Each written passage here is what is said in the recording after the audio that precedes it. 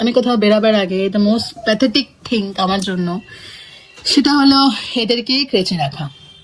মানে এর তো একদম মুড পুরো খারাপ, কেঁদে কেঁদে একাকার কাণ্ড, প্লাস এরও আমার ভাল লাগে না, বাট দেখার কেউ নেই। আমি না থাকলে তোমরা আইডিয়াও করতে পারবে না কতটা অসুস্থ ছিলাম আমি। কেউ দেখার নেই, এদের কিছু করার নেই, কারণ বয়স হয়ে গেছে ঘরে সবার। লাইক দে আর মাই কালিজাকার টুকরা, তো একটু কষ্ট তো হয়। বাট যেখানে রাখি সেখানে সত্যি খুব ভালো টেক কেয়ার করে। আমি অনেক কষ্টে এরকম একটা ক্রেজ খুঁজে পেয়েছি যেখানে নিজের বাচ্চাদের মতন ওরা খেয়াল রাখে। চলে আসবো তাড়াতাড়ি, এত চাপ খাবার কিছু নেই, কটা দিনের জন্য, বুঝলি? নমস্কার, welcome back to my channel. I am your host Anamita and you are watching global Mamoni. আজকের ব্লগটা হলো আমার বেনারসের ট্রাভেলের ব্লগটা। বেনারস, আমার প্রথম জ্যোতির্লিঙ্গ ভিজিটিং, আমার সমস্ত বেনারসের এক্সপিরিয়েন্সটা আমি আজকে এই ব্লগে তোমাদের সাথে শেয়ার করব। হ্যাঁ, this is my third time video. আমি এর আগেও আরো দুবার ভিডিও বানিয়েছিলাম এরকম বসে, বাট সামহাউ ঠিক করে হয়নি।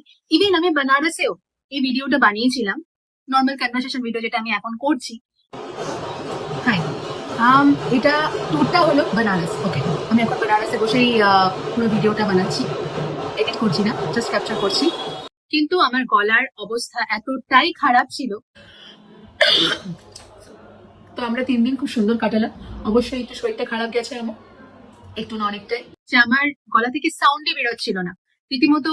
জানি না আমি কি বলছিলাম, বাট সত্যি খুব একটা প্লেজেন্ট ছিল না আমার ভয়েসটা। আর ওখানে ব্যাকগ্রাউন্ড মিউজিকটা অনেকটা বেশি ছিল, ব্যাকগ্রাউন্ড সাউন্ড। এনিওয়েজ, সুতরাং আজকে আমি সমস্ত কিছু তোমাদের সাথে শেয়ার করতে চলেছি। 3 মাস আগে আমরা টিকিট বুক করে নিয়েছিলাম। আমি কলকাতা থেকে বেনারস যাওয়ার জন্য ট্রেন, আর আমার হাজবেন্ড পুনে থেকে বেনারস যাওয়ার জন্য ফ্লাইট বুক করে রেখে দিয়েছিল। আমার ইচ্ছা ছিল আমাদের ফার্স্ট অ্যানিভার্সারি বেনারসে গিয়ে কাটাবো। আমি শুনেছিলাম যে কোনো জ্যোতির্লিঙ্গ দর্শন করতে যাওয়ার আগে মহাদেব অনেক পরীক্ষা নেয়। মহাদেব এমনিও নিজের ভক্তদের প্রচুর পরীক্ষা নেয়।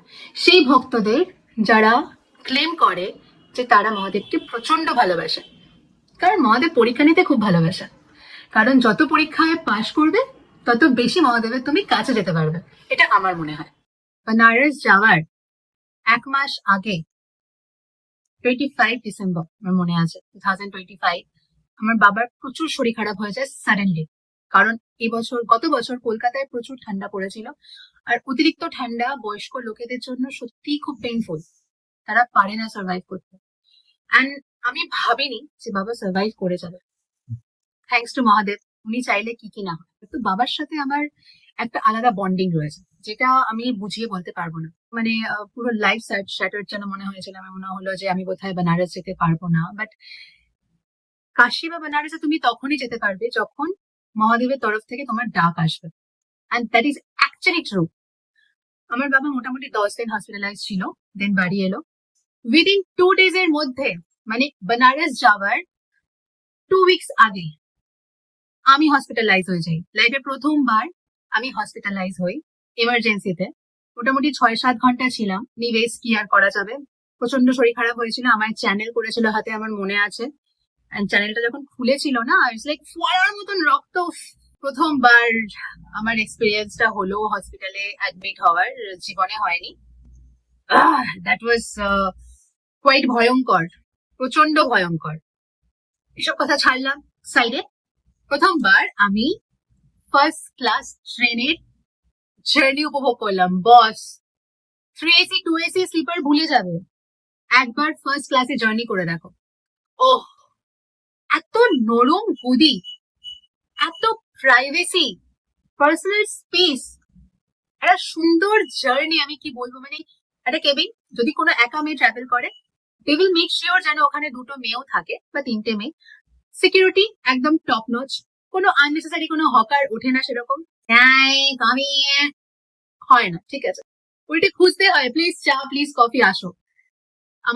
আমার ট্রেন ছিল 8টার সময়, কিন্তু ইন্ডিয়ান রেলওয়ে লেট না হলে ইন্ডিয়ান রেলওয়ে কি করে না, ইন্ডিয়ান রেলওয়ে লেট অবশ্যই করবে। যেখানে যে ট্রেনে আমি আছি ওই ট্রেন লেট করবে না, এটা হতে পারে নাকি? ট্রেনের সাথে আমার আলাদাই শত্রুতা, I don't know Y. Train আমাকে দেখে স্লো হয়ে যায়, এনিওয়েজ তো ট্রেনটি ছিল 8টার সময়, আর আমি ট্রেনটায় চেপেছি 12টা, মানে 4 ঘন্টা লেট ছিল ট্রেন। ওখানে আমি 10টার মধ্যেই পৌঁছে গেছিলাম হাওড়াতে। আগে আগে পৌঁছে যাওয়ার একটা স্বভাব আমার। পৌঁছে আমি ওখানে ওয়েটিং রুমে, ফার্স্ট ক্লাসের জন্য আলাদা একটা ওয়েটিং রুম থাকে, খুব একটা প্রেশিয়াস নয়, মোটামুটি একটা জায়গা। এসি চলছিল, ঠান্ডার মধ্যে এসি দরকার ছিল না। আমার তো মারাত্মক কাশি আর সেই লেভেলের জ্বর, আমার শরীর আলাদা লেভেলের খারাপ ছিল। ওই নিয়ে আমি দৌড়েছি বাবার দর্শন করার জন্য। সো ট্রেনটা এখন অনেক দেরিতে, তাই জন্য আমি এখন ওয়েট করছি। মানে স্পেশালি কি বলে ওটা, upper class waiting room, not so look like upper like AC room, but ওকে, এখানে মোটামুটি 1 ঘন্টা তো কাটিয়ে দেওয়াই যাবে। I am really desperately waiting for train, কখন মহাদেবের কাছে যাবো। ওখানে ওয়েট করে নিয়ে কিছুক্ষণ, আর অবশ্য ওখানে ভেবো না যে পুরোপুরি ফ্রি, ওখানে আমাকে 15 টাকা পে করতে হয়েছিল, ঠিক আছে। ওয়াশরুমে যাওয়ার জন্য 5 টাকা পে করতে হয়েছে। আমি বলেওছি যদি এটা ফ্রি থাকে তাহলে আমাকে সব পে করতে কেন হচ্ছে, হ্যাঁ কনভিন্স ফ্রি, সার্ভিস ফ্রি, বা বাবা। আমি আর ঝগড়া করিনি, আমি জাস্ট পে করে বেরিয়ে গেছি ওখানে। নর্মাল 50 টাকা ওয়েটিং থেকে তো 20 টাকা ওয়েটিং ইজ ফাইন। দেন 12টার সময় ট্রেনে উঠলাম। আমার সামনে অনেক কালুগুলু ছিল, আমাকে কোম্পানি দিচ্ছিল, আমাকে যেন মনে হচ্ছে প্রোটেক্ট করছিল, যেন আমার চারপাশে কোনো আননেসেসারি ফালতু লোকজন না আসতে পারে। কিছুটা রেকর্ড করেছে, দেখতেই পাচ্ছ। 12টার সময় ট্রেনে উঠলাম। ট্রেনটা দেখে তো আমি অবাক, মানে ট্রেনের কেবিনটা দেখে আমি অবাক। ট্রেন এলো পাক্কা 12:05। ট্রেনের সাথে আমার শত্রুতা আই থিঙ্ক চিরকালের। আই ডোন্ট নো কালকে কটার সময় পৌঁছাবো। লাইক মহাদেবের মানে পেশেন্স পরীক্ষা শেষ হয় না, চলতেই থাকে।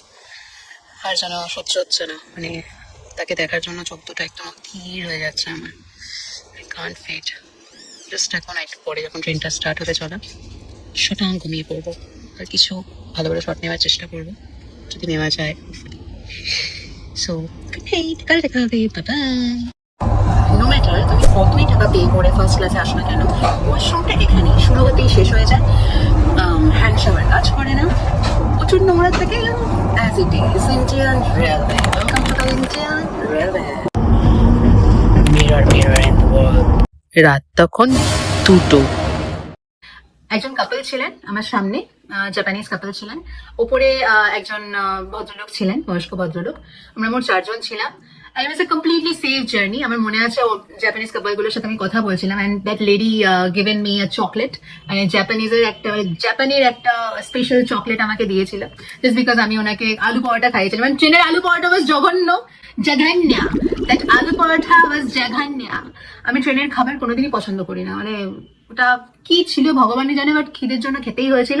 And she was very excited, হ্যাঁ aloo paratha, I really want to eat that.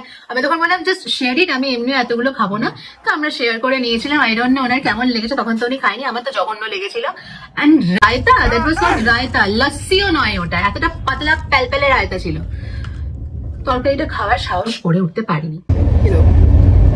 সব থেকে জঘন্য আলু পরোটা যদি হয়, তাহলে আমি এটা আজকে খেয়েছি। ধরতে পারবে না যেটা কার্ড ছিল, মানে সিম্পল দই ছিল নাকি লাস্সি ছিল, মানে ইট ওয়াজ সো উইয়ার্ড। মানে মনে হচ্ছিল ডালপুরি খেলাম আমি বড়। এখানে একটাই সেভিয়ার এই মুহূর্তে আমার জন্য, চা। যে হারে আমার কাশি হয়েছে, এই ছিল আমার ট্রেনের জার্নি। সব রাত্রিবেলা ঘুমালাম। আর এই পয়েন্টে আমার নিজেকে পুরো আফতার মুভির ক্যারেক্টার মনে হচ্ছিল, সিরিয়াসলি। Y blue light. সকালবেলা উঠলাম, খেলাম, আমি আবার ঘুমালাম। কখন যে বেনারস পৌঁছে গেলাম বুঝতেই পারলাম না। লেট করেছিল ট্রেনটা ঠিকই, বাট 2 ঘন্টা কভার করে দিয়েছিল। সো আই এম অ্যারাইভড এট বাবা কি নগরী। জয় মা।